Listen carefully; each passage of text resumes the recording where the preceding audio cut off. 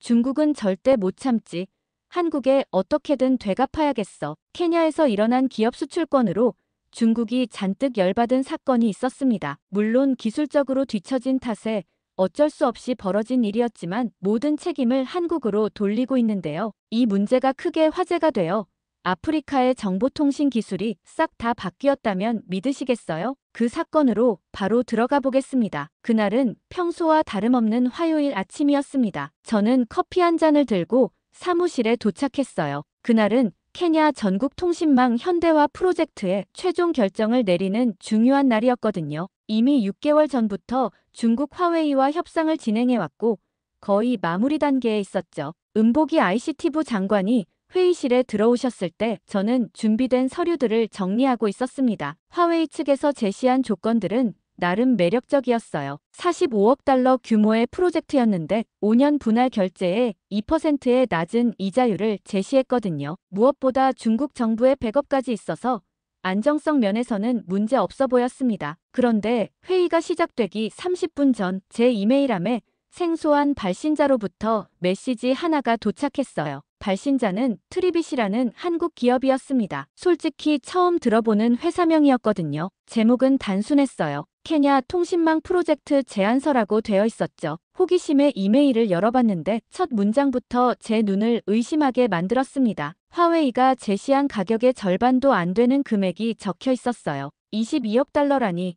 이게 정말 가능한 일일까요? 저는 계산기를 2번이나 두들겨가며 확인했습니다. 그런데 더 놀라운 건 따로 있었어요. 로열티는 완전 면제 기술 이전은 100% 보장, 그리고 가장 중요한 것은 모든 데이터의 소유권이 케냐 정부에 있다는 조항이었습니다. 화웨이 계약서에는 데이터 공유 조항이 있었거든요. 기술적 안정성을 위해서라는 명목이었지만 솔직히 찜찜한 부분이었어요. 저는 급히 은보기 장관께 보고드렸습니다. 장관께서는 처음에는 반신반의하는 표정이셨어요. 하지만 제안서를 자세히 읽어보신 후 표정이 점점 진지해지더군요. 특히 데이터 주권 부분에서 오랫동안 머물러 계셨죠. 회의실에는 통신부 고위 관료들과 기술 전문가들이 모여 있었습니다. 화웨이 측 대표단도 이미 도착해서 최종 프레젠테이션을 준비하고 있었어요. 왕 부총경리가 자신만만한 표정으로 자료를 정리하고 있었거든요. 트리빗의 메일 때문에 은보기 장관이 갑작스럽게 회의 시작을 30분 연기한다고 발표하셨어요. 그리고 저에게 트리빗 측에 즉시 연락해서 화상회의를 요청하라고 지시하셨습니다. 급하게 국제전화를 걸었는데 놀랍게도 트리빗 측에서는 이미 대기하고 있다고 하더군요. 김태현 트리빗 대표가 화면에 나타났을 때 저는 그의 차분한 목소리에 깊은 인상을 받았어요. 복잡한 기술적 설명도 쉽게 풀어서 설명해 주셨고 무엇보다 케냐의 실정을 정확히 파악하고 있다는 점이 놀라웠습니다. 은보기 장관이 핵심적인 질문을 던졌습니다. 이 가격이 정말 현실적이냐는 거였죠. 김태현 대표의 답변은 명확했습니다. 오픈소스 기반의 기술과 현지 맞춤형 시스템으로 비용을 절약할 수 있다는 설명이었어요. 무엇보다 케냐의 디지털 독립을 위해서라면 수익성보다는 의미를 중시한다고 하시더군요. 화상회의가 끝난 후 회의실은 잠시 정적에 휩싸였습니다. 은보기 장관이 천천히 입을 여시더니 제가 평생 잊지 못할 말씀을 하셨어요. 우리가 감시받으려고 통신망을 까는 건 아니라고 말씀하시면서 진정한 디지털 주권이 무엇인지 다시 생각해봐야 한다고 하셨습니다. 그 즉시 회의를 연기해야겠다고 화웨이 측에 알렸죠. 화웨이 측은 우리의 갑작스러운 회의 연기에 당황하는 기색이 역력했어요. 왕 부총경리가 계속 시계를 보면서 불안해하는 모습이 보였거든요. 하지만 은보기 장관은 이미 마음을 정하신 것 같았습니다. 회의가 재개되자 은보기 장관이 트리빗의 제안서를 공개했습니다. 참석자들 사이에서 웅성거림이 일어났어요. 은조로 기술팀장이 먼저 입을 열었는데 이 가격이 정말 현실적이냐고 의문을 표했습니다. 화웨이 절반 가격이라니 믿기 어렵다고 하더군요. 그때 무한기 경제협력 담당관이 강하게 반대 의견을 냈어요. 한국 같은 작은 나라의 중소기업이 우리나라 전체 통신망을 감당할 수 있겠냐고 따졌습니다. 중국은 세계 2위 경제대국이고 화웨이는 글로벌 1위 통신장비 업체라면서 검증되지 않은 한국 기업에게 맡기는 건 너무 위험하다고 주장했어요. 무한기는 계속해서 중국과의 관계를 강조했습니다. 중국이 케냐에 얼마나 많은 투자를 했는지, 1대1로 프로젝트로 우리가 얼마나 혜택을 받는지 열거하면서 이런 기회에 중국을 저버리면 안 된다고 목소리를 높였어요. 한국은 케냐와 역사적 연관도 없고 경제 규모도 중국에 비할 바가 아니라고 깎아내렸죠. 하지만 은조로 팀장이 무완기의 주장에 반박했습니다. 베트남과 방글라데시에서 트리빗이 보여준 성과를 조사해봤는데 결과가 인상적이라고 보고했어요. 특히 베트남에서는 기존 중국 시스템보다 속도와 안정성이 모두 뛰어났다고 현지 언론들이 보도했다고 했습니다. 무완기가 다시 반박했어요. 베트남이나 방글라데시 같은 작은 나라와 케냐는 규모가 다르다면서 한국 기업이 과연 5천만 케냐 국민의 통신을 책임질 수 있겠냐고 의문을 제기했습니다. 만약 시스템에 문제가 생기면 누가 책임질 거냐고 따졌어요. 그런데 갑자기 재정차관이 예산 측면을 언급했습니다. 트리빗과 계약하면 23억 달러를 절약할 수 있다고 계산 결과를 발표했어요. 이 돈으로 교육이나 의료 분야에 더 많은 투자를 할 수 있다고 했죠. 그러자 무완기가 또다시 반대했습니다. 싼 게 비지떡이라면서 나중에 문제가 생겨서 추가 비용이 들어가면 결국 더 비싸질 거라고 주장했어요. 중국은 국가가 보증하는 안정성이 있지만 한국 중소기업은 언제 망할지 모른다고 깎아내렸습니다. 하지만 장관님께서는 데이터 주권 문제를 언급하면서 화웨이 계약서의 데이터 공유 조항이 우리 국민들의 사생활을 중국에 넘겨주는 것과 같다고 우려를 표했습니다. 반면 트리빗은 모든 데이터를 케냐 국내에서만 보관하겠다고 약속했다고 했어요. 그게 가장 결정적인 이유였다고 말했습니다. 그러자 무완기는 기술적 안정성을 위해서는 데이터 공유가 필요하다면서 중국이 케냐 국민들의 개인정보에 관심이나 있겠냐고 반문했어요. 오히려 한국 같은 작은 나라가 더 위험할 수 있다고 주장했죠. 한국 측에 넘어가면 보이스 피싱이나 범죄 사기에 연루될 가능성이 훨씬 클 거라고 했습니다. 무완기는 끝까지 반대했지만 다른 참석자들은 대부분 장관의 결정에 동의하는 분위기였어요. 그렇게 중국과의 협상이 미뤄지고 한국 측 조건을 다시 검토해보기로 했죠. 그 다음 날 아침 제가 사무실에 도착하자마자 비서 아키니에미가 급하게 달려왔어요. 중국 대사관에서 긴급 면담을 요청했다고 하더군요. 왕 대사가 직접 은보기 장관과의 만남을 원한다는 내용이었습니다. 이렇게 빨리 반응이 올 줄은 몰랐거든요. 오전 10시 중국 대사관에서 왕 대사와 경제참사관이 ICT부로 찾아왔어요. 왕 대사의 표정이 평소보다 훨씬 진지했습니다. 저는 회의실 준비를 하면서 긴장감을 감출 수 없었어요. 이런 고위급 면담이 이렇게 급작스럽게 이뤄지는 경우는 처음이었거든요.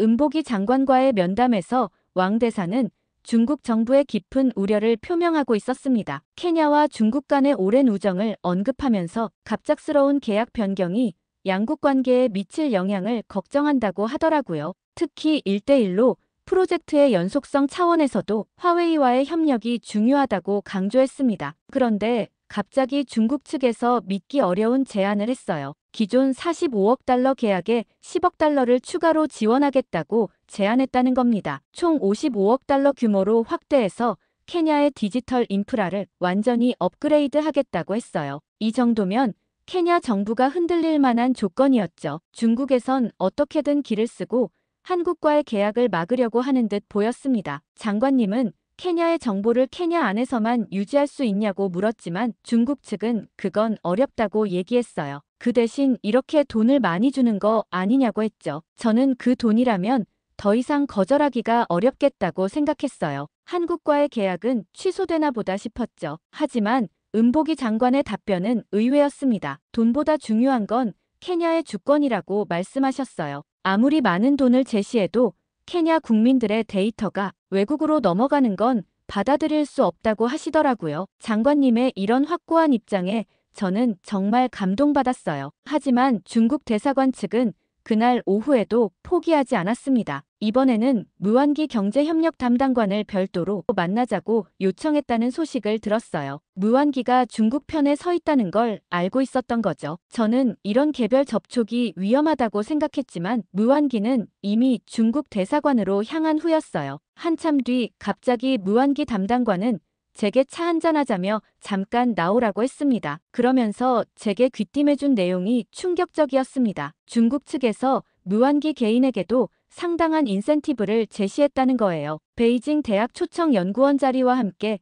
자녀 교육 지원까지 약속했다고 하더군요. 그러면서 저도 이런 조건을 같이 받을 수 있다며 같이 중국 측의 손을 잡자고 얘기했어요. 그러면서 한국 기업과의 계약이 정말 안전한지 다시 한번 검토해보자고 제안했습니다. 트리빗의 기술력을 의심하는 건 아니지만 만약의 사태에 대비해서 중국과의 관계도 유지해야 한다고 주장했어요. 저는 단박에 거절했습니다. 이런 식으로 개별 공무원들을 포섭하려는 시도가 노골적이었어요. 도대체 얼마나 많은 공무원들을 포섭하려고 하는 걸까 싶기도 했죠. 그런데 이때 화웨이 베이징 본사에서도 움직임이 있었다는 소식이 들려왔어요. 런 화웨이 부회장이 직접 나이로비로 오겠다고 통보해왔다는 겁니다. 아프리카 전체를 총괄하는 고위급 임원이 갑자기 케냐를 방문한다는 건 상당히 이례적인 일이었어요. 게다가 다음날 아침 뉴스에서 더욱 놀라운 소식을 접했습니다. 중국 외교부 대변인이 정례 브리핑에서 한국 케냐 간의 기술 협력에 대해 언급했다는 거예요. 직접적으로 반대한다고 하지는 않았지만 검증되지 않은 기술의 위험성을 경고한다는 식으로 우회적으로 압박했대요. 이 정도가 되니까 저도 사태의 심각성을 깨달았어요. 단순히 케냐 국내 문제가 아니라 국제적인 이슈로 비화되고 있는 거였죠. 중국이 이렇게까지 신경 쓴다는 건 트리빗의 제안이 정말 위협적이라는 뜻이었어요. 그날 오후 은보기 장관이 전 직원 회의를 소집하셨습니다. 외부 압력에 흔들리지 말고 케냐의 이익을 최우선으로 생각하자고 당부하셨어요. 그리고 한국과의 계약을 추진했죠. 하지만 장관님의 목소리에서도 부담감이 느껴졌습니다. 한국 측은 계약이 끝나자마자 실무에 들어갔습니다. 바로 장비를 보내왔던 거죠. 그런데 사흘 후 정말 예상치 못한 일이 벌어졌어요. 트리빗에서 보낸 첫 번째 장비 컨테이너 30개가 몬바사 항구에 도착했는데 통관 절차를 밟던 중 갑자기 사라진 겁니다. 항구 관리사무소에서 급히 연락이 왔을 때 저는 귀를 의심했어요. 항구 담당자가 상황을 설명하는데 정말 이상했습니다. 컨테이너들이 정상적으로 하역됐고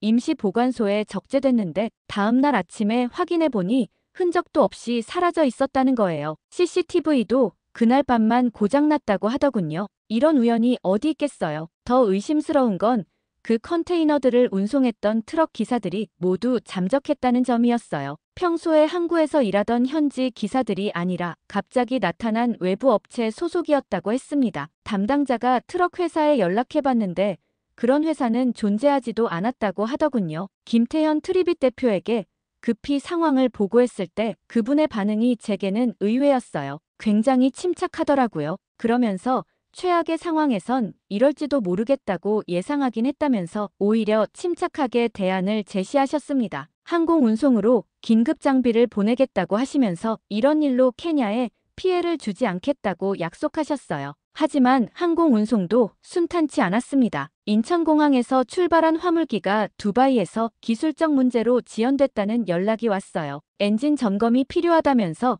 최소 3일은 더 걸릴 거라고 했습니다. 이것도 너무 타이밍이 절묘했죠. 하필 우리 프로젝트 장비를 실은 비행기만 문제가 생긴 겁니다. 설상가상으로 케냐 현지 언론에서 이상한 기사들이 나오기 시작했어요. 한국 통신장비의 보안 취약점을 지적하는 내용이었습니다. 트리빗 시스템이 해킹에 노출될 위험이 크다면서 중국 시스템이 더 안전하다는 식의 보도들이 연일 쏟아졌어요. 기사를 쓴 기자들을 확인해보니 대부분 중국 언론사와 교류가 있는 사람들이었습니다. 게다가 정부 관계자가 모자이크를 한 채 인터뷰를 했는데 누가 봐도 무한기 담당관이었죠. 중국 측의 거액을 받고 인터뷰를 해준 게 분명했어요. 그런데 갑자기 비서관이 제게 기사를 보내왔습니다. 트리빗이 과거 베트남에서 데이터 유출 사고를 일으켰다는 뉴스였어요. 저는 즉시 한국과 베트남 측에 연락해봤지만 거짓 뉴스였습니다. 누군가 가짜 뉴스를 퍼뜨린 겁니다. 사실무근이었지만 이미 소셜미디어를 통해 빠르게 확산되고 있었어요. 무한기 담당관이 이 기회를 놓치지 않고 다시 중국 편을 들기 시작했어요. 이렇게 문제가 연속으로 발생하는 건 우연이 아니라면서 트리빗의 프로젝트 관리 능력에 심각한 의문을 제기했습니다. 검증되지 않은 업체와 일하는 위험성이 드러나고 있다고 주장했어요. 은보기 장관도 고민이 깊어지는 게 보였습니다. 아무리 좋은 조건이라도 장비가 제때 도착하지 않으면 프로젝트 자체가 무의미해지는 거였거든요. 게다가 언론의 부정적 보도까지 겹치니까 정치적 부담도 만만치 않았을 거예요. 그런데 그때 김태현 대표가 정말 예상치 못한 결정을 내렸습니다. 한국에서 기술자 53명을 케냐로 긴급 파견하겠다고 하시더군요. 원래는 현지 업체와 협력해서 설계만 제공할 계획이었는데 이제는 트리빗이 직접 나서서 설치까지 완료하겠다는 거였습니다. 이런 결단력에 저는 정말 감탄했어요. 위기를 기회로 바꾸는 발상이었거든요. 일주일 후 한국에서 진짜 전문가들이 도착했을 때 분위기가 완전히 바뀌었어요. 이상호 현장 책임자가 이끄는 53명의 기술진이 조코 케냐타 공항에 내렸을 때 저는 정말 안도했습니다. 이분들의 전문적인 모습과 체계적으로 정리된 장비들을 보니 믿음이 갔거든요. 이상호 팀장은 20년 경력의 베테랑이었어요. 동남아시아와 중동 지역에서 대규모 통신 인프라 구축 경험이 풍부한 분이었습니다. 첫 미팅에서 케냐의 상황을 브리핑받은 후 그가 한 말이 인상적이었어요. 기존 시스템과의 호환성보다는 완전히 새로운 네트워크를 구축하는 게 더 효율적일 수도 있다고 하더군요. 한국 기술진들의 작업 방식은 정말 체계적이었어요. 먼저 케냐 전국의 통신 인프라를 정밀하게 조사하기 시작했습니다. 기존 중국 장비들의 성능과 한계를 꼼꼼히 분석하면서 동시에 트리빗 시스템이 들어갈 최적의 위치를 찾아나갔어요. 특히 인상 깊었던 건 그들이 현장에서 일하는 모습이었습니다. 중국 기술자들과는 확연히 다른 접근 방식이었거든요. 중국 팀이 대충 설치하고 나중에 문제가 생기면 그때 해결하는 시기였다면 한국 팀은 처음부터 완벽을 추구했어요. 케이블 하나하나까지 정밀하게 측정하고 최적의 각도로 설치했습니다. 심지어 미래에 발생할 수 있는 확장 가능성까지 미리 고려해서 여유 공간을 확보해 두더군요. 첫 번째 시범 설치는 나이로비 시내 작은 상업지구에서 시작됐습니다. 화웨이 장비가 설치되지 않은 새로운 구역을 선택한 거였어요. 이상호 팀장의 전략이었는데 일단 트리빗 시스템만으로 완벽하게 작동하는 모습을 보여주겠다는 거였습니다. 결과는 정말 놀라웠어요. 기존 중국 시스템보다 데이터 전송 속도가 30% 빨랐고 안정성도 훨씬 뛰어났습니다. 그 지역 상인들이 인터넷 속도가 갑자기 빨라졌다며 신기해했다는 소식이 들려왔어요. 카페 사장 음투가 와서 고맙다고 인사할 정도였습니다. 은보기 장관이 직접 현장을 방문해서 성능을 확인하고 만족스러워했습니다. 하지만 중국 측의 견제도 동시에 시작됐어요. 왕 부총경리가 갑자기 케냐에 추가 기술진을 파견하겠다고 발표한 거였습니다. 기존 화웨이 시스템의 성능을 대폭 업그레이드 하겠다면서 무료로 최신 장비를 제공하겠다고 제안했어요. 타이밍이 너무 절묘했죠. 무한기 담당관이 이 제안에 적극적으로 호응했습니다. 이미 투자한 화웨이 시스템을 완전히 포기하기보다는 업그레이드를 통해 활용하는 게 경제적이라고 주장했어요. 정부 내부에서도 이 의견에 동조하는 목소리들이 나오기 시작했습니다. 경제적 논리는 항상 강력했거든요. 이상호 팀장이 이 상황을 예상했다는 듯이 차분하게 대응했어요. 성능 비교 테스트를 공개적으로 진행하자고 제안한 겁니다. 같은 조건에서 화웨이 시스템과 트리빗 시스템의 성능을 직접 비교해보자는 거였죠. 공정한 경쟁을 통해 더 나은 시스템을 선택하자고 했습니다. 정말 자신감 넘치는 제안이었어요. 은보기 장관이 이 제안을 받아들였습니다. 케냐 정부로서도 객관적인 데이터를 바탕으로 결정을 내리는 게 맞다고 판단한 거였어요. 다음 주에 공개 테스트를 실시하기로 결정됐습니다. 그런데 이때부터 묘한 일들이 벌어지기 시작했어요. 트리빗 기술진들이 작업하는 현장 주변에서 정체불명의 사람들이 자주 목격됐다는 보고가 들어왔습니다. 사진을 찍거나 장비를 살펴보는 모습이었는데 신원을 확인하려고 하면 금세 사라져버렸다고 했어요. 심지어 어떤 날은 드론까지 날아다녔다는 증언도 있었습니다. 이상호 팀장이 이런 상황들을 종합해서 제게 조심스럽게 말했던 게 기억나요. 단순한 기술 경쟁이 아닌 것 같다면서 뭔가 더 큰 그림이 있는 것 같다고 하더군요. 저도 점점 그런 느낌이 들기 시작했습니다. 그런데 아니나 다를까 정말 예상치 못한 문제가 터지기 시작했어요. 한국 기술자들이 본격적인 설치 작업에 들어간 지 2주가 지나면서 기존 화웨이 장비와 트리비 시스템 사이에 심각한 호환성 문제가 발생한 거였습니다. 처음에는 작은 신호 간섭 정도로 생각하고 금방 해결될 거라 생각했죠. 한국 팀에서도 별 문제가 아니라고 했거든요. 그날 아침 저는 집에서 8시 뉴스를 보고 있었어요. 평소처럼 아나운서 카리우키가 오늘의 주요 뉴스를 전하고 있었는데 갑자기 화면이 검게 변했습니다. 카리우키가 당황한 표정으로 뭔가를 말하려던 순간 화면이 완전히 사라져버렸어요. 전국 방송이 중단된 거였습니다. 저도 처음에는 우리 집 TV 문제인 줄 알았는데 라디오에서 방송 사고 소식이 나오더군요. 30분 후 방송국 기술팀장 음코마가 급히 제게 연락해왔어요. 문제가 생겼다며 즉시 복구해달라고 다급하게 요청했습니다. 이상호 팀장이 현장으로 달려가서 확인해보니 정말 이상한 상황이었어요. 트리비 장비 자체는 완벽하게 작동하고 있는데 화웨이 시스템과 연결되는 지점에서 계속 신호가 끊어지고 있었습니다. 그날 점심시간에는 더 심각한 일이 벌어졌어요. 은행 통신은 제대로 연결되고 있는지 확인하기 위해 케냐 상업은행 본점에 갔는데 ATM 앞에 사람들이 길게 줄을 서 있었습니다. 기계들이 모두 먹통이 된 거였어요. 사람들이 점점 짜증을 내기 시작했고 은행 직원들은 허둥지둥하고 있었습니다. 온라인 뱅킹 시스템이 완전히 마비됐다는 소식이 들려왔어요. 은행 IT 담당자 키마니가 저를 보자마자 화를 냈습니다. 당장 해결하라고 압박했어요. 저도 당황스러웠지만 이상호 팀장에게 급히 연락해서 상황을 파악해달라고 요청했습니다. 가장 치명적이었던 건 오후에 일어난 일이었어요. 은보기 장관이 전국 지방청장들과 중요한 화상회의를 하던 중에 갑자기 모든 연결이 끊어진 겁니다. 케냐의 디지털 정책을 논의하는 중요한 자리였는데 장관이 발언하는 순간에 화면이 멈춰버렸어요. 장관 비서실에서 긴급히 제게 연락이 왔을 때 저는 정말 식은땀이 났습니다. 지금 생각해도 이때는 정말 곤혹스러웠어요. 겨우 한국 기술진들이 와서 희망을 품었는데 이런 기본적인 연결조차 제대로 되지 않는다니. 무한기 담당관이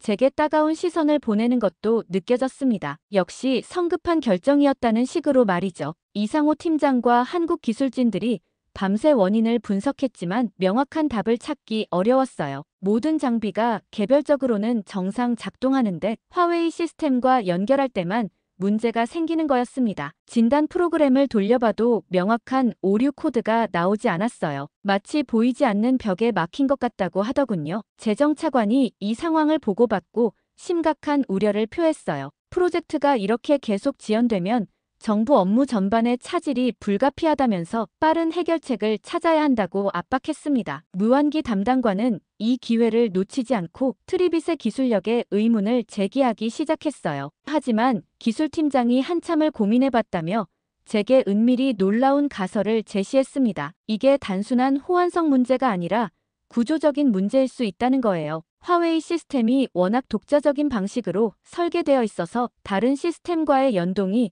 근본적으로 어려울 수 있다고 했어요. 이상호 팀장도 이에 동의했습니다. 국제 표준을 따른다고 하지만 실제로는 중국식 변형이 많이 가해져 있어서 진정한 의미의 호환성이 확보되지 않는다는 분석이었어요. 이런 방식으로는 아무리 기술력이 뛰어나도 원활한 연동이 불가능하다고 결론지었습니다. 정말 답답한 상황이었어요. 문제의 원인을 알았지만 해결책이 명확하지 않았거든요. 며칠간 계속된 시스템 충돌이 결국 케냐 전체의 통신망을 마비시키기 시작했어요. 처음에는 산발적으로 발생하던 문제들이 점점 더 빈번해지더니 마침내 전국 규모의 대형 사고로 번져버린 거였습니다. 나이로비 중앙통신센터에서 시작된 오류가 도미노처럼 전국으로 퍼져나갔어요. 케냐 전역의 인터넷이 불안정해지면서 시민들의 일상생활까지 마비되기 시작했습니다. 가장 심각했던 건 케냐 중앙은행의 실시간 결제 시스템이 완전히 먹통이 된 일이었습니다. 전국의 ATM과 카드 결제가 모두 중단되면서 시민들이 돈을 찾을 수 없게 된 거였죠. 상점들도 현금 결제만 받을 수 있게 되면서 경제활동 자체가 원시 상태로 돌아갔어요. 이상호 팀장이 48시간 동안 원인 분석에 매달린 결과 충격적인 사실이 밝혀졌습니다. 화웨이 장비가 트리비 시스템을 의도적으로 교란하고 있었던 겁니다. 이상호 팀장이 발견한 건 화웨이 시스템이 한국 장비의 신호를 감지할 때마다 불필요한 인증 요청을 반복적으로 보내고 있었다는 거였어요. 마치 한국 시스템의 작동을 방해하려는 것 같다고 했습니다. 더 놀라운 건 이런 교란 신호가 밤낮을 가리지 않고 지속적으로 발생하고 있었다는 점이었어요. 은조로 기술팀장이 추가 분석을 통해 더욱 구체적인 증거를 찾아냈습니다. 화웨이 장비들이 서로 연결되어 일종의 네트워크를 형성하고 있었고, 이 네트워크가 한국 시스템에 대해 조직적으로 간섭을 일으키고 있었다는 거였어요. 단순한 호환성 문제가 아니라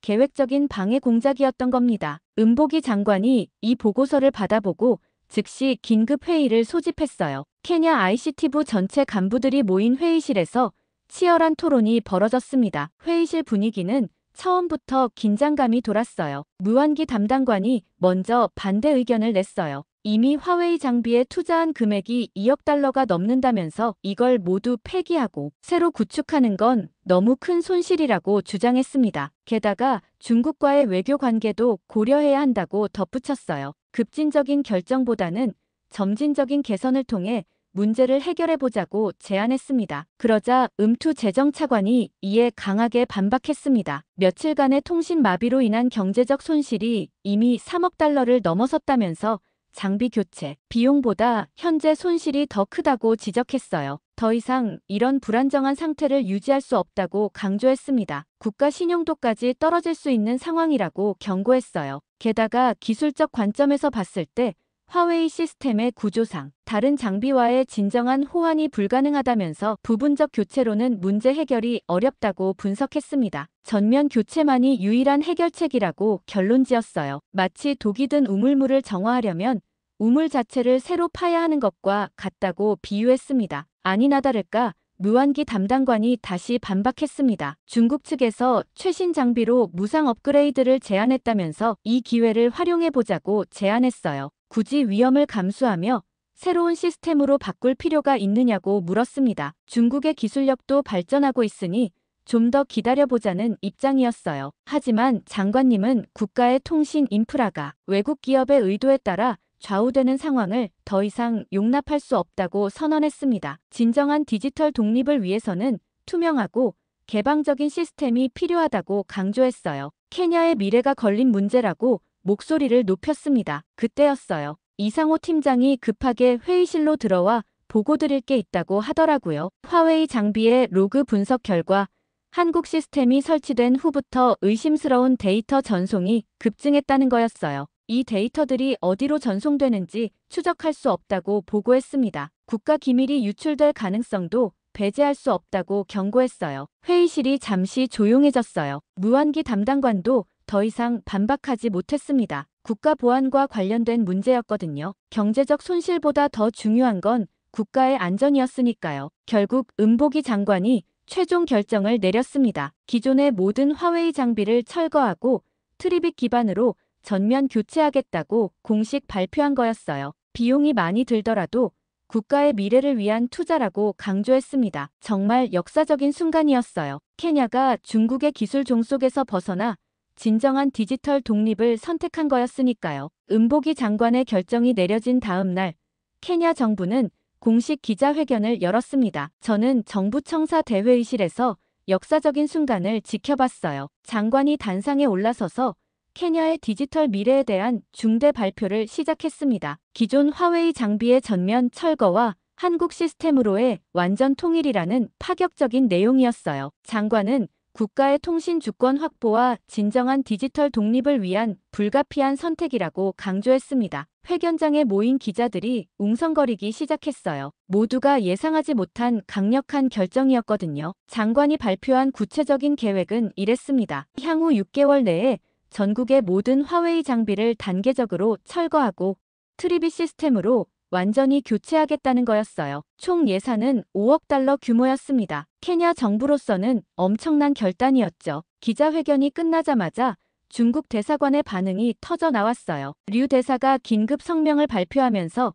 케냐 정부의 일방적인 결정에 강력히 항의한다고 밝혔습니다. 기존 계약의 파기는 국제법 위반이라면서 법적 대응도 검토하겠다고 경고했어요. 심지어 중국 상무부도 즉시 성명을 냈습니다. 케냐의 결정이 양국 경제 협력에 심각한 타격을 줄 것이라며 우려를 표명했어요. 1대1로 사업에도 영향을 미칠 수 있다고 암시하면서 압박을 가해왔습니다. 중국 측의 당황한 기색이 역력했어요. 이에 왕 부총경리가 급히 케냐로 날아와서 긴급 면담을 요청했습니다. 화웨이 본사 차원에서 최대한의 양보안을 제시하겠다면서 재협상을 제안했어요. 하지만 은보기 장관은 이미 내린 결정이라며 단호하게 거절했습니다. 중국 대사관 앞에서는 시위까지 벌어졌어요. 일부 친중 성향의 케냐인들이 정부 결정에 반대한다며 피켓을 들고 나온 거였어요. 하지만 이들의 규모는 예상보다 훨씬 작았습니다. 오히려 일반 시민들의 반응은 정반대였거든요. 나이로비 시내 곳곳에서는 시민들의 환호성이 터져 나왔어요. 한 시민이 라디오 인터뷰에서 말한 게 인상적이었습니다. 이제야 진짜 독립이 된 것 같다면서 외국 기업의 눈치를 보지 않고 우리가 원하는 기술을 선택할 수 있게 됐다고 기뻐했어요. 중국 대사관 앞에서는 케냐 대학교 컴퓨터공학과 학생들이 자발적으로 지지 집회를 열었습니다. 투명하고 개방적인 기술 환경이야말로 케냐 청년들의 미래를 보장하는 길이라며 정부 결정을 적극 지지한다고 선언했어요. 젊은 세대의 열띤 호응이 느껴졌습니다. 게다가 케냐 IT 업계도 환영 성명을 발표했습니다. 개방형 시스템 도입으로 현지 기업들의 기술 혁신 기회가 확대될 것이라며 기대감을 표했어요. 중국 시스템의 폐쇄적 구조 때문에 그동안 제약이 많았다면서 이제야 진정한 경쟁이 가능해졌다고 평가했습니다. 은보기 장관이 시민들의 반응을 보고 더욱 확신을 가졌다고 저에게 말했어요. 정치적 결정이 아니라 국민을 위한 선택이었다는 게 증명됐다면서 앞으로 더욱 박차를 가해 프로젝트를 추진하겠다고 다짐했습니다. 국제 언론들도 케냐의 결정에 주목하기 시작했어요. 아프리카 국가가 중국의 기술 종속에서 벗어나려는 시도라며 관심을 보였습니다. 다른 아프리카 국가들에게도 영향을 미칠 수 있는 상징적 사건이라고 분석했어요. 그렇게 케냐 정부의 결정이 발표된 지 일주일 후 중국 측에서 예상치 못한 반격이 시작됐어요. 베이징 본사에서 급파된 화웨이 최고 기술 책임자 장 웨이밍이 나이로비에 도착하면서 상황이 급변했습니다. 그는 기자회견을 열고 한국 수준에 맞춰서 우리도 똑같이 제시하겠다며 파격적인 결단을 내렸어요. 장 웨이밍이 발표한 내용은 정말 놀라웠습니다. 화웨이가 케냐를 위해 특별히 개발한 차세대 통신 시스템을 무료로 제공하겠다는 거였어요. 기존 장비의 성능을 10배 향상시킨 혁신적인 기술이라고 주장했습니다. 심지어 설치와 유지 보수까지 20년간 무상으로 해주겠다고 약속했어요. 중국 기술진 200명이 추가로 케냐에 파견됐습니다. 하지만 곧 예상하지 못한 벽에 부딪혔어요. 이상호 팀장이 케냐에 구축한 시스템은 완전한 오픈소스 기반의 케냐의 특수한 환경에 맞춘 맞춤형 구조였습니다. 화웨이의 폐쇄적이고 고정적인 시스템과는 완전히 다른 철학이었거든요. 중국 기술자들이 이 구조를 파악하려고 분석했지만 근본적인 문제가 있었습니다. 화웨이의 구조 자체가 오픈소스와 양립할 수 없었던 거예요. 한 중국 엔지니어가 동료에게 하소연하는 걸 들었는데 한국 시스템이 너무 유연해서 도저히 감당할 수 없다고 하더군요. 기술적 접근이 막히자 중국 측에서 다른 전술을 시도했습니다. 어느 날 저녁 호텔로 돌아가는 길에 중국 대사관 경제 담당관 천하오가 우연을 가장에 나타났어요. 커피 한잔 하자며 근처 카페로 이끌더니 은밀한 제안을 시작했습니다. 천하오가 처음에는 케냐 중국 협력의 중요성에 대해 장황하게 설명했어요. 양국 관계가 얼마나 소중한지, 경제 협력이 케냐 발전에 얼마나 중요한지를 강조했습니다. 그러다가 슬그머니 본론으로 들어갔어요. 제가 케냐 정부의 결정에 영향력을 행사해서 화웨이와의 재협상을 성사시키면 개인적으로 상당한 보상을 해주겠다는 거였습니다. 구체적으로 100만 달러를 스위스 은행 계좌로 송금해주겠다고 제안했어요. 심지어 중국 내 합작 사업 기회까지 보장해주겠다고 덧붙였습니다. 천하오가 말하길 이건 단순한 거래가 아니라 양국 우호 증진을 위한 상호 협력이라고 포장했어요. 제가 중간 역할을 해주면 케냐도 중국도 모두 윈윈할 수 있다고 설득했습니다. 개인적으로도 큰 기회를 놓치지 말라고 종용했어요. 저는 정말 당황스러웠지만 차분하게 거절했습니다. 케냐의 미래가 걸린 문제를 개인적 이익으로 좌우할 수 없다고 분명히 말했어요. 국가의 기술 독립보다 중요한 건 없다고 강조했습니다. 천하오가 재고해보라며 명함을 건네줬지만 받지 않았어요. 그러자 며칠 후 천하오가 다시 연락해왔습니다. 이번에는 금액을 200만 달러로 올려서 제안했어요. 거기에 베이징의 고급 아파트 한 채까지 덤으로 주겠다고 했습니다. 정말 집요했어요. 하지만 저는 더욱 단호하게 거절했습니다. 한참을 고민하다 다음 날 이 사실을 은보기 장관에게 보고했어요. 장관이 크게 놀라면서 중국 측의 로비가 얼마나 체계적으로 이루어지고 있는지 알 수 있었다고 했습니다. 즉시 정부 차원에서 대응 방침을 정하기로 했어요. 공무원들에게 중국 측의 접촉을 즉시 보고하라는 지시가 내려졌습니다. 결과는 놀라웠습니다. 주요 고위 공무원들 모두에게 엄청난 금액의 로비가 들어갔던 거예요. 하지만 이 정책의 주요 책임자들은 모두 거절했습니다. 다행이었죠. 그렇게 중국 측의 모든 시도가 실패로 돌아가자 장 웨이밍이 결국 마지막 기자회견을 열었습니다. 케냐 시장의 특수성을 고려해 당분간은 지켜보겠다는 애매한 표현으로 사실상 포기를 시사했어요. 200명의 기술진도 단계적으로 철수하기 시작했습니다. 중국 측의 공개적인 로비가 실패로 돌아간 그날 밤 정말 예상치 못한 일이 벌어졌어요. 오후 11시경 트리빅 기술진들이 머물고 있던 나이로비 힐튼 호텔에 갑자기 정전이 발생한 거였습니다. 처음에는 단순한 전력 공급 문제인 줄 알았는데 30분 후 전기가 복구됐을 때 심각한 상황이 드러났어요. 이상호 팀장이 급히 제게 연락해왔습니다. 호텔방에 설치해둔 백업 서버에서 중요한 데이터가 사라졌다는 거였어요. 케냐 통신망 설계도와 보안 프로토콜 정보가 들어있던 파일들이 흔적도 없이 삭제된 상태였다고 했습니다. 더 놀라운 건 정전이 트리빅팀이 머물던 21층에서만 발생했다는 점이었어요. 다른 층의 투숙객들은 아무런 문제가 없었다고 했습니다. 호텔 매니저 음카루가 당황해하면서 이런 일은 처음이라고 말했어요. 명백히 의도적인 사고였던 거죠. 이상호 팀장이 즉시 한국 본사의 사이버 보안팀에 연락해서 긴급 분석을 요청했습니다. 12시간의 정밀 조사 결과 충격적인 사실이 밝혀졌어요. 호텔 와이파이 네트워크를 통해 정교한 해킹 시도가 있었다는 거였습니다. 해커들이 정전을 일으켜서 백업 시스템이 재부팅되는 순간을 노린 거였어요. 그 틈을 타서 악성 코드를 심고 데이터를 빼내려 했던 겁니다. 정말 치밀하고 전문적인 공격이었다고 사이버 보안 전문가가 분석했어요. 그런데 가장 충격적이었던 건 해킹의 출처였습니다. 추적 결과 공격이 시작된 지점이 케냐 주재 중국 대사관의 와이파이 라우터였던 거예요. IP 주소를 역추적한 결과 중국 대사관 내부 네트워크에서 신호가 발신됐다는 게 확인됐습니다. 은조로 기술팀장이 이 사실을 확인하고 크게 놀랐어요. 외교기관이 이런 식으로 직접 사이버 공격에 나선다는 건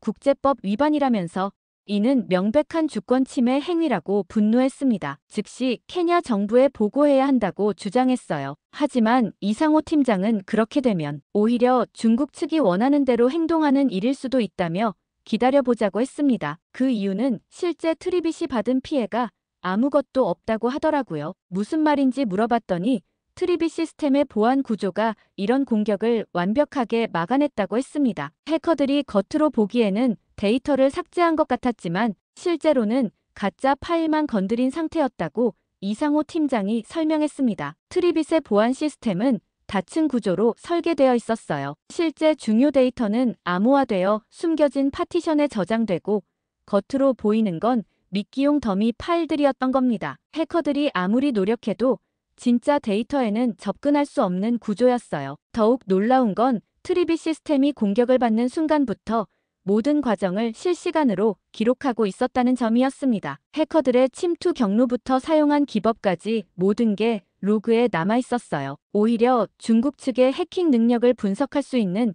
귀중한 자료를 얻은 셈이었습니다. 게다가 이상호 팀장이 48시간 만에 모든 데이터를 완전히 복구했습니다. 심지어 백업 시스템도 자동으로 재구성되어서 아무런 피해가 없었다고 보고했어요. 중국 측의 정교한 공격이 완전히 무력화된 거였죠. 은보기 장관이 이 사실을 보고받고 분노했습니다. 중국이 공식적인 외교 채널을 통해 항의하는 동시에 뒤에서는 사이버 공격을 감행한다는 건 용납할 수 없다고 선언했어요. 즉시 중국 대사를 불러서 강력한 항의 의사를 전달하겠다고 했습니다. 하지만 이상호 팀장은 신중한 접근을 제안했어요. 공개적으로 대응하기보다는 조용히 증거를 수집해두는 게 낫겠다고 조언했습니다. 나중에 필요할 때 결정적인 카드로 사용할 수 있을 거라고 했어요. 케냐 사이버보안청장 음악이가 이 사건을 계기로 트리비 시스템의 보안 능력을 더욱 높이 평가하게 됐다고 했어요. 실제 공격 상황에서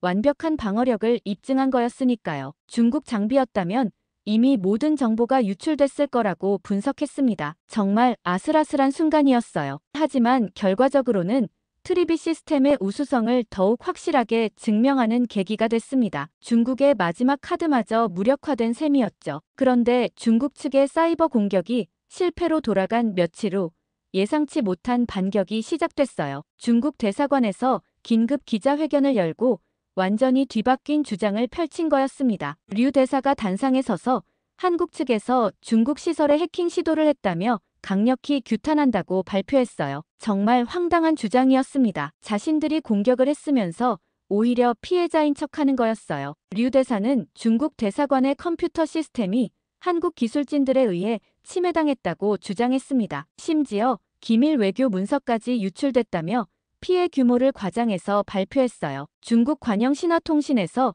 이 내용을 대대적으로 보도하기 시작했습니다. 한국의 사이버 공격 능력이 얼마나 위험한지 경고하는 기사들이 연일 쏟아졌어요. 케냐가 한국 시스템을 도입하면 국가 기밀이 모두 한국으로 유출될 수 있다고 위협했습니다. 케냐 현지 언론들도 이 소식을 다루기 시작했어요. 친중 성향의 일간지 데일리 네이션에서는 일면 톱 기사로 다뤘습니다. 한국 기술의 안전성에 대한 의구심을 제기하는 내용들이었어요. 시민들 사이에서도 걱정스러운 목소리들이 나오기 시작했습니다. 나이로비 시내 카페에서 들은 시민들의 대화가 기억나요. 한 중년 남성이 친구에게 말하는 걸 우연히 들었는데 한국 시스템이 정말 안전한지 의심스럽다고 하더군요. 중국이 거짓말을 할 이유가 없지 않느냐면서 걱정하고 있었어요. 게다가 중국의 주장에 동조하면서 성급한 시스템 교체를 재고해야 한다고 목소리를 냈습니다. 은보기 장관도 이런 여론 변화를 감지하고 고민에 빠졌어요. 장관실에서 만난 자리에서 장관이 저에게 말했는데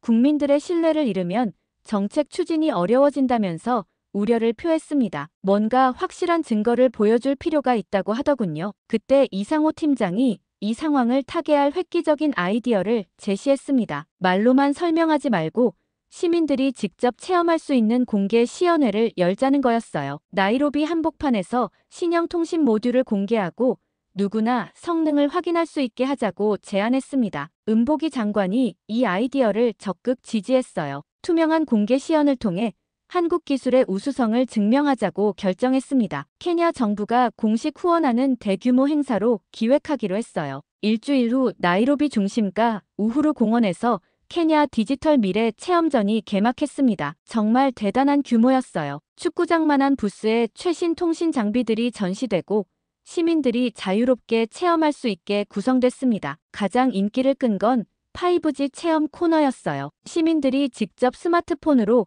고화질 영상을 다운로드해보고 속도를 확인할 수 있었습니다. 한쪽에는 기존 중국 시스템이, 다른 쪽에는 새로운 한국 시스템이 나란히 설치되어서 실시간 비교가 가능했어요. 결과는 정말 압도적이었습니다. 한국 시스템의 다운로드 속도가 중국 시스템보다 2배 이상 빨랐어요. 같은 영화 파일을 봤는데 중국 시스템은 5분이 걸렸지만 한국 시스템은 2분 만에 완료됐습니다. 시민들이 직접 확인할 수 있는 명확한 차이였어요. 나이로비 대학생 카마우가 체험 후 소감을 말하는 게 인상적이었어요. 이런 속도로 인터넷을 쓸 수 있다면 온라인 수업이나 화상회의가 훨씬 원활해질 거라면서 기대감을 표했습니다. 케냐의 디지털 교육 발전에 큰 도움이 될 거라고 했어요. 상인들은 카드 결제 속도가 이렇게 빨라지면 장사하기가 훨씬 편해질 거라면서 빨리 전국에 설치됐으면 좋겠다고 했어요. 고객들이 기다리는 시간이 줄어들어서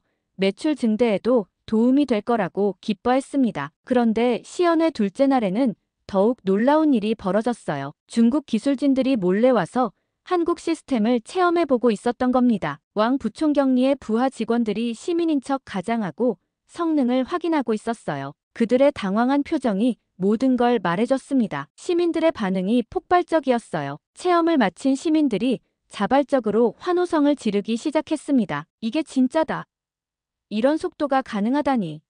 하는 감탄사가 공원 전체에 울려 퍼졌어요. 케냐 언론들도 이 장면을 대대적으로 보도했습니다. 3일간의 시연회가 끝날 때쯤 여론이 완전히 뒤바뀌었어요. 중국의 가짜 뉴스에 흔들렸던 시민들이 다시 한국 시스템을 지지하기 시작했습니다. 직접 체험한 성능 차이 앞에서 모든 의혹이 사라진 거였어요. 중국의 해킹 시도가 실패로 돌아가고 한국에서 성공적인 시연회가 끝난 다음 날 케냐 정부 내각회의가 소집됐습니다. 회의실에는 대통령을 비롯해 주요 장관들이 모두 참석했습니다. 중국 측에서 케냐의 핵심 통신 인프라에 침투를 시도했다면서 다행히 한국 기술진들의 빠른 대응으로 막을 수 있었다고 설명했습니다. 그리고 한국에서 시연회가 끝나기도 했고 이젠 국민들에게 알려야 한다고 얘기했죠. 회의실이 술렁거렸어요. 교육부 장관 키베트가 먼저 입을 열었습니다. 대대적인 보도를 통해 진실을 공개하자고 제안했어요. 케냐 국민들이 어떤 선택을 해야 하는지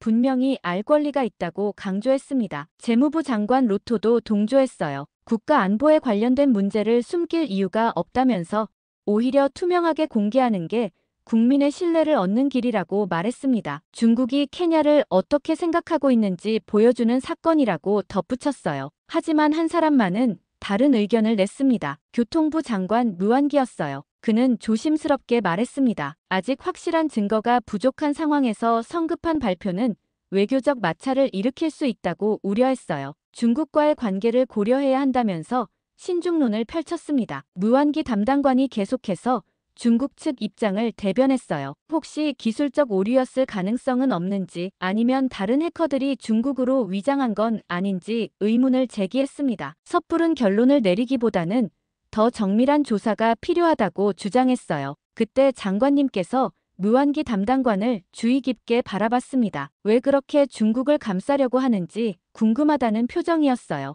다른 장관들도 마찬가지였습니다. 명백한 증거가 있는데도 계속 의심하는 게 이상했거든요. 바로 그때 제가 가방에서 서류 뭉치를 꺼냈습니다. 며칠 전부터 의심스러워서 조사한 자료들이었어요. 무안기 담당관의 아들이 베이징 대학교에 전액 장학금으로 유학 중이라는 사실, 장관 본인 명의의 중국 은행 계좌에 거액이 입금된 기록들을 발견한 거였습니다. 서류를 테이블 위에 펼치면서 설명했어요. 무안기 담당관이 지난 6개월간 중국 대사관 관계자들과 비공식 만남을 가진 기록들, 그리고 중국 기업들로부터 각종 선물과 향응을 받은 증거들이 고스란히 드러났습니다. 회의실이 조용해졌어요. 무안기 담당관의 얼굴이 새하얘졌습니다. 그는 변명을 시도했지만 이미 늦었어요. 모든 증거가 명확했거든요. 중국 측으로부터 상당한 로비를 받고 있었다는 게 만천하에 드러난 거였습니다. 그와 동시에 10분 후 경찰들이 회의실로 들어왔습니다. 제가 미리 경찰청장에게 연락을 해둔 상태였거든요. 무안기 담당관이 수갑을 차고 연행되는 장면이 정말 충격적이었어요. 그는 끝까지 억울하다고 소리쳤지만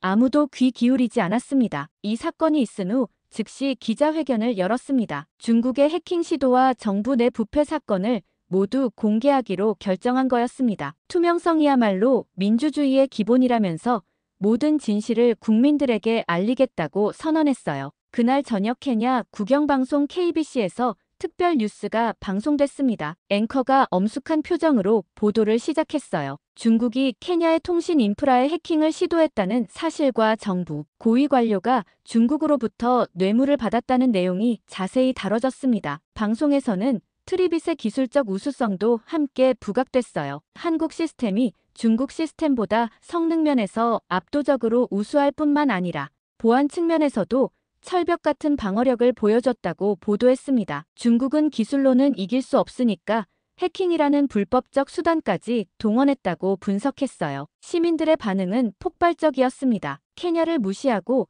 주권을 침해한 중국에 대한 분노가 치솟았어요. 특히 젊은이들을 중심으로 반중 감정이 급속히 확산됐습니다. 그리고 다음 날 나이로비 시내에서 대규모 시위가 벌어졌어요. 중국은 케냐에서 나가라. 케냐를 우롱하지 마라.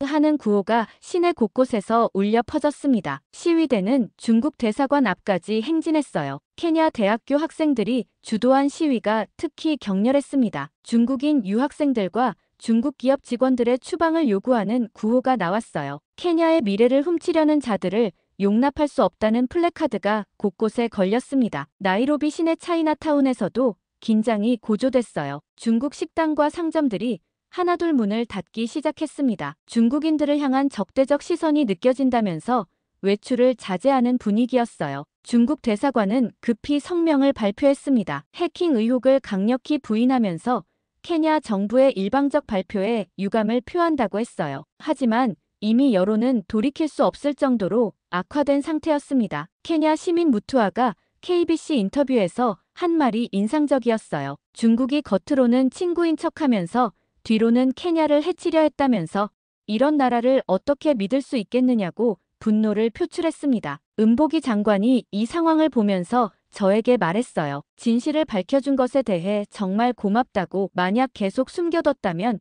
케냐가 더 큰 피해를 당했을 거라고 했습니다. 정말 극적인 반전이었어요. 중국의 마지막 발악이 오히려 자신들의 본 모습을 드러내는 결과를 낳은 거였습니다. 케냐 국민들이 누가 진짜 친구이고 누가 가짜 친구인지 분명히 알게 된 사건이었어요.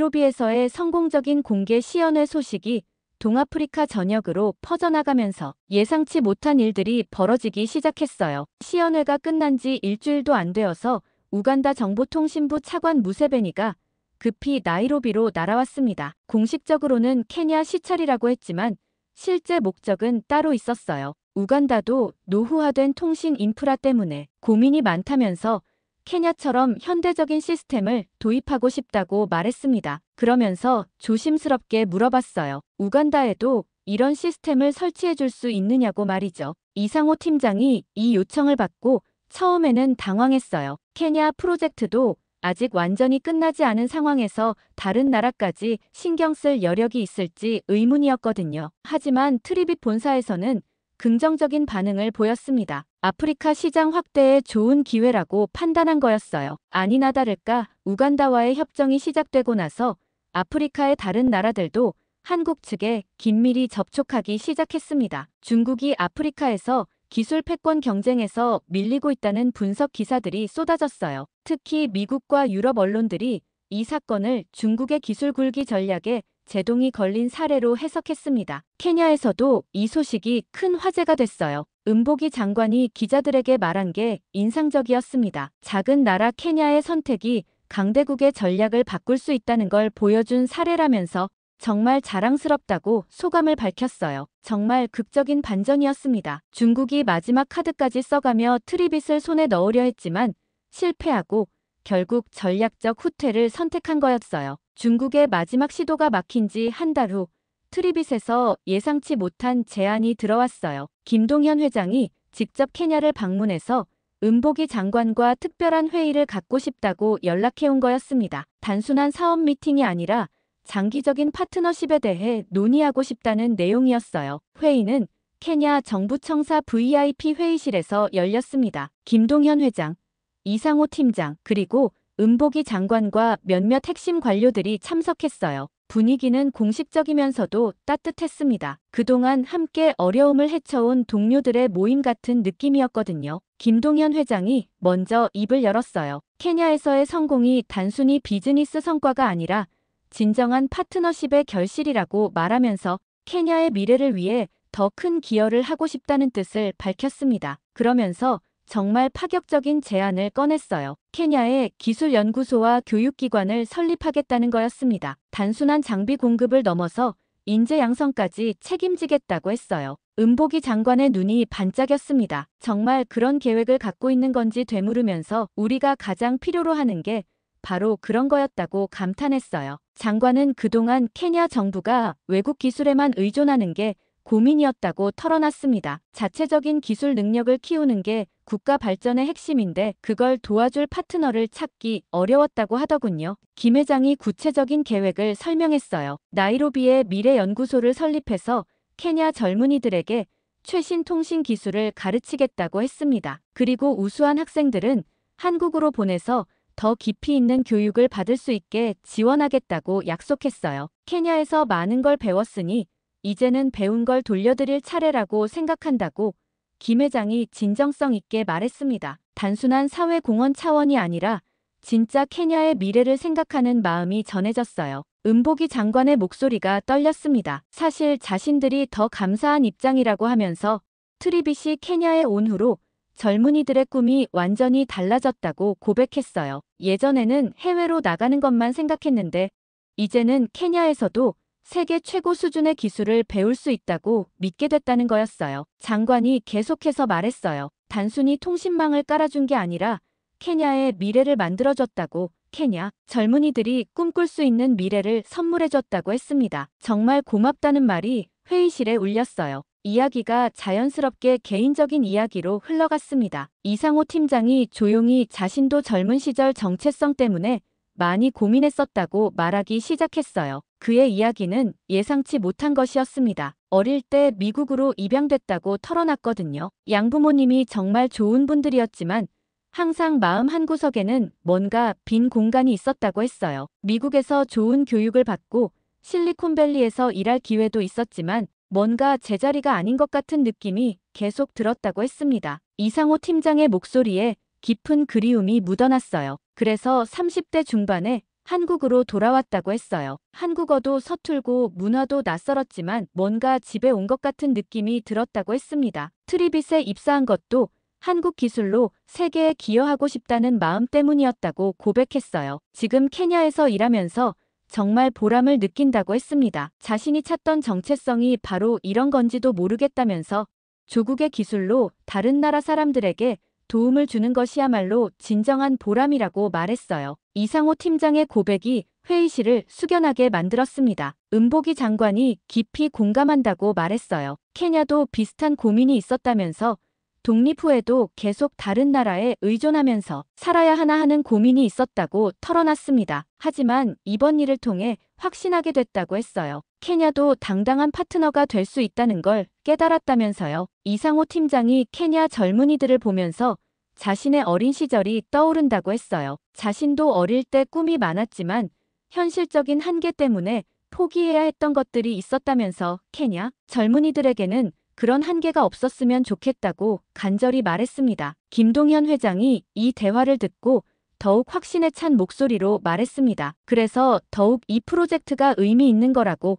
단순히 돈을 벌기 위한 사업이 아니라 진정한 상생을 만들어가는 일이라고 강조했어요. 회의실 분위기가 정말 따뜻했어요. 사업 파트너를 넘어서 진짜 가족 같은 느낌이었습니다. 각자 다른 배경을 가지고 있지만 더 나은 미래를 만들어가겠다는 꿈만큼은 같았거든요. 은보기 장관이 마지막으로 말했어요. 이상호 팀장이 한국에서 정체성을 찾은 것처럼 케냐도 이번 프로젝트를 통해 우리만의 정체성을 찾아가고 있는 것 같다고 했습니다. 더 이상 도움받기만 하는 나라가 아니라 함께 성장해가는 파트너로서의 정체성을 말이에요. 정말 감동적인 순간이었습니다. 기술과 비즈니스를 넘어서 인간적인 유대감이 형성되는 걸 느낄 수 있었어요. 이게 바로 진정한 국제협력의 모습이 아닐까 싶었습니다. 회의실에 있던 모든 이들의 눈가가 촉촉해졌고 뭔가 뜨거운 감정이 가슴을 채우는 걸 느꼈어요.